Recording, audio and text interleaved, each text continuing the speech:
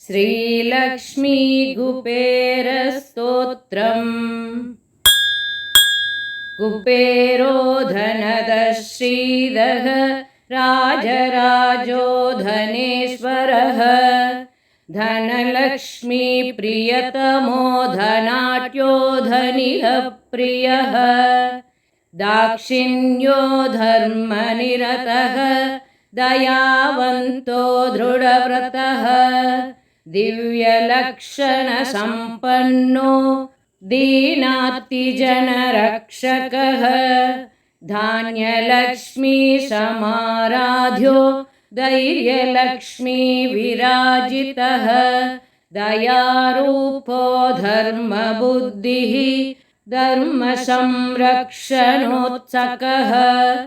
निधीश्वरो निरालम्बो निधीनां परिपालकः। नियन्ता निर्गुणाकारः निष्कामो निरुपद्रवः। नवनागसमाराध्यो नवसङ्ख्याप्रवर्तकः। मान्यश्चैत्ररथाधीशः महागुणगणान्वितः। याज्ञिको यजनासक्तः यज्ञभुग्यज्ञरक्षकः। राजचन्द्रो रमाधीशो रञ्जको राजपूजितः। विचित्रवस्त्रवेषाढ्यः वियद्गमनमानसः। विजयो विमलो वन्द्यो वन्दारुजनवत्सलः।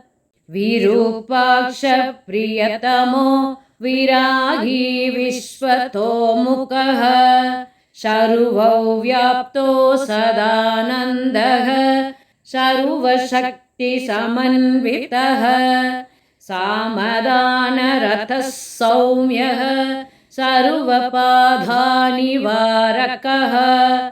सुप्रीतः सुलभः सोमो सर्वकार्यधुरन्धरः। सामगानप्रियः साक्षात् विभवः श्रीविराजितः।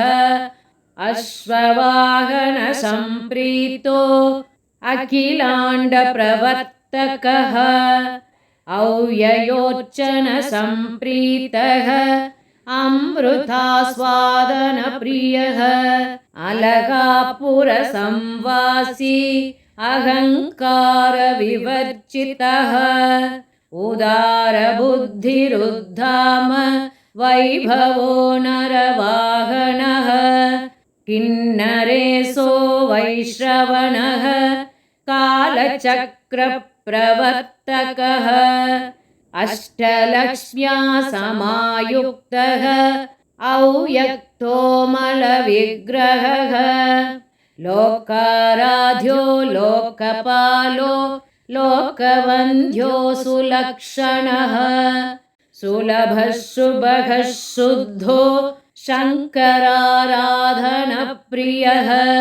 शान्तः शुद्धगुणोपेतः शाश्वतः शुद्धविग्रहः। सर्वागमज्ञो सुमतिः सर्वदेवगणार्चकः।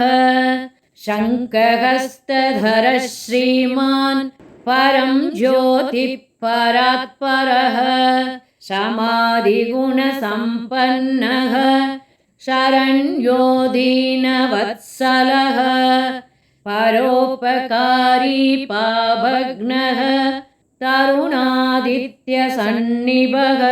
शान्तः सर्वगुणोपेतः सुरेन्द्रसमवैभवः।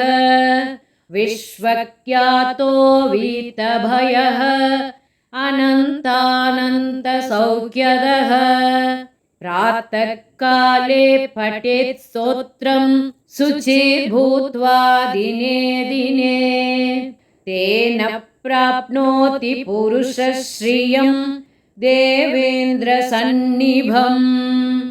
इति श्रीलक्ष्मी कुबेरस्तोत्रं सम्पूर्णम्।